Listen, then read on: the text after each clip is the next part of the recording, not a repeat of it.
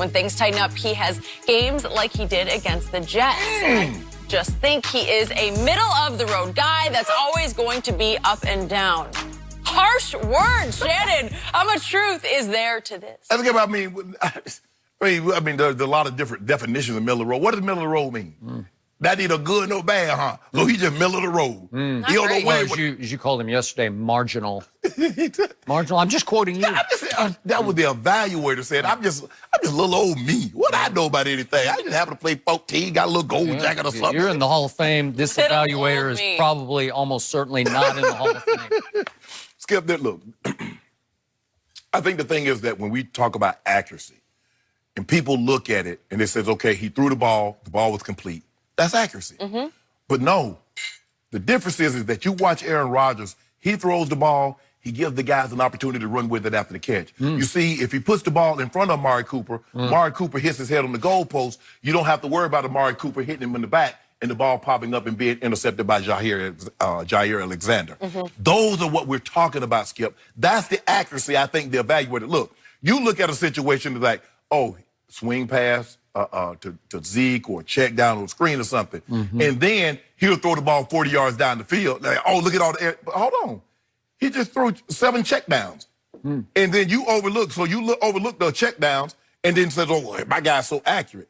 Skip, there's a lot of fluff in all this. My quarterback is thrown for this many yards. So Andy Dalton has thrown for the 4th most yards in the NFL thus far. What's his team record, Skip? You see what happened, and I make mention of that. I said Andy Dalton because the 4th most yards. Your guy got a lot of yards in garbage time. 31-3, 21-3. Did they almost come back and win those? No, almost. I ain't got that on my menu yet. Should I add that? Almost? No. Okay, thank you. I'm going to Jenny said don't add almost to the menu. You get hot L's or them dubs. What you want, Skip? One or the other. That's it. Skip, look. Dak, I think he's improved from his first year to his second year to his third year, not in his 4th year. Skip, he's getting better. But as far as just naturally accurate like a Breeze or like a Rodgers, no. Now, Pat Mahomes is never going to have the accuracy of a Drew Brees or Aaron Rodgers. You know why, Skip? He take too many shots. Those are low percentage completion plays, but they reap big rewards. But Skip, come on, you see this. You see in Green Bay, when the game was 7-0, he did nothing. When the game was 10-0, 14, 17, he did absolutely nothing. It wasn't until the game was out of reach. Until the game. And the Jets, I'm just trying to figure out, Sam Darnold, the guy that sees Skip, wasn't Halloween 2 weeks ago, and he saw ghosts. I don't know if it was Casper. I don't know what kind of ghost he saw, but he saw something. And so this evaluator is right on. He's right on? No. Says Shannon Sharp. Skip. I just need to get you on record. Okay. He's right on. What I'm saying is he's not just – Drew Brees is just naturally accurate. Some guys are just naturally accurate. And then some guys got to work for it. But, Skip, if you put the guy in position – see, Dak is throwing passes and the guy get a 15-yard catch. Well, if he threw it accurately, more accurate, it's a 30-yard catch and run. There's a difference between the two. Yes, one is a catch, 15 yards, but the other would have been put him in place to get a 30-yard instead of just 15. That's what I'm talking about. I don't have time to do this right now, but maybe one day I'll set aside a whole block on this show just to show you how many times Dak Prescott has hit Amari Cooper in stride on the run, in which he's caught the ball at the 10-yard mark and taken it 50 more yards. It happens 4 or 5 times every game. It's what he can do and continues to do. And it's why this whole premise makes me angry just to the point of being sick to my stomach, because here we go again. This is lazy. This is the laziest handle anybody. It's like there's a myth out there operating about Dak Prescott. What do I always tell you? Most underappreciated, overcriticized quarterback in the history of pro football. And it's because a lot of these evaluators dug in when he was a rookie and dismissed him as inaccurate. So now there's this incredibly, erroneously unfair label tattooed on his forehead that says inaccurate. And you push it. You might have started it, but you certainly extend the myth of it because I get it on a daily basis.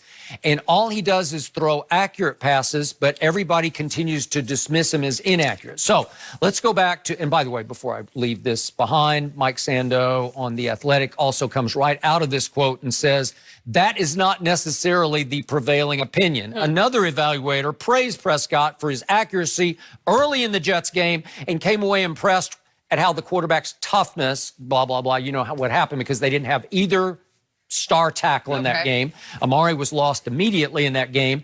Dak Prescott got hit or knocked down or rushed or hurried on nearly every throw in that game, and he just kept jumping right up and throwing another completion and brought them all the way back from 21-3 down, despite 3 drops from Michael Gallup. 3 drops. You can go look it up. It happens. And 2 more drops from 2 other receivers. He suffered 5 drops in that game and still came within a 2-point conversion pass to Jason Witten on which he got mugged by Marcus May of the Jets. It was an absolute mugging at the goal line because they just said, let him play. Let him just beat it because it's big old strong Jason Witten. No, you wanted the official to decide the game. I would like to have the play over when you let it play fairly, you know, okay?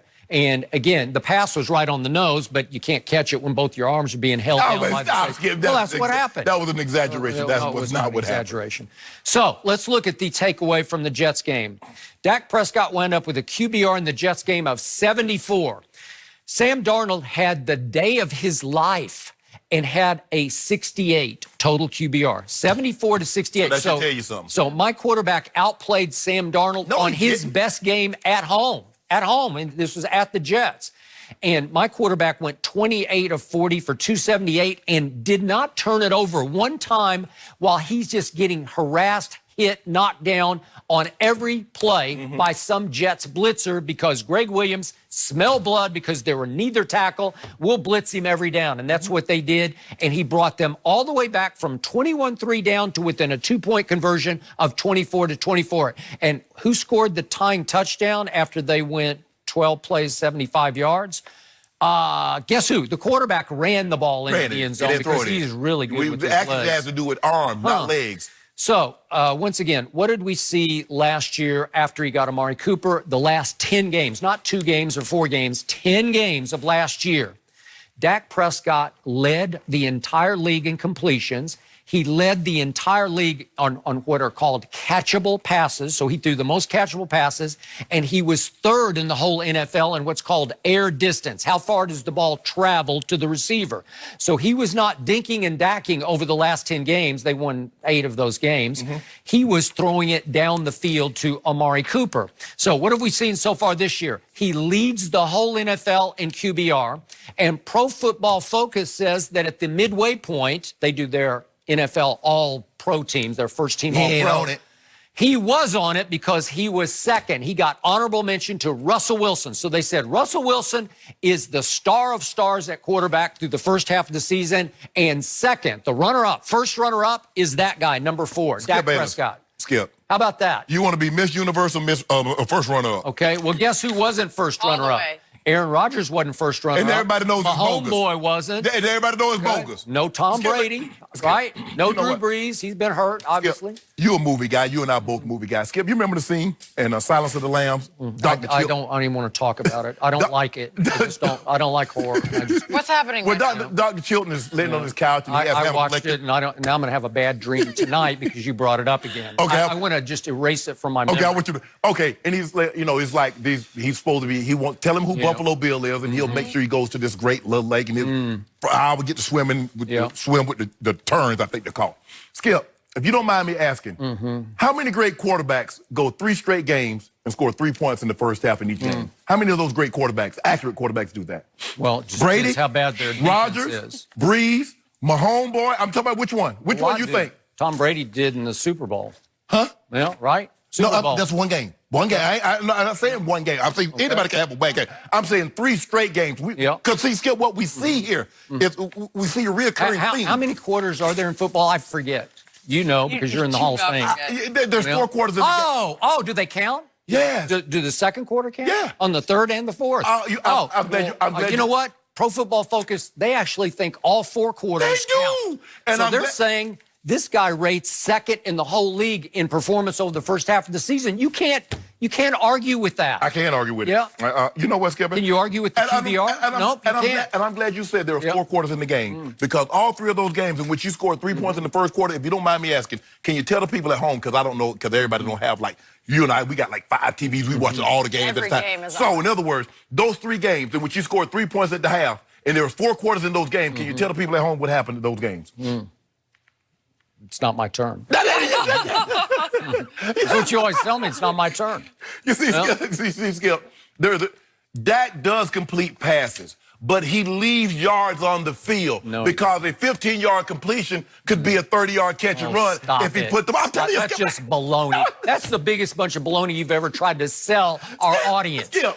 All he does is hit passes that guys catch and they run with. No, the defensive guy runs with it because it's behind him and he pops up in the air and the guy catches in the run. Yep.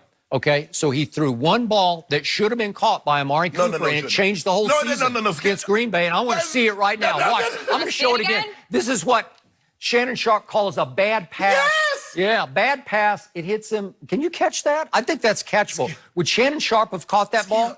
Amari's still talking about how I should have caught that ball because it changed the whole game. Skip.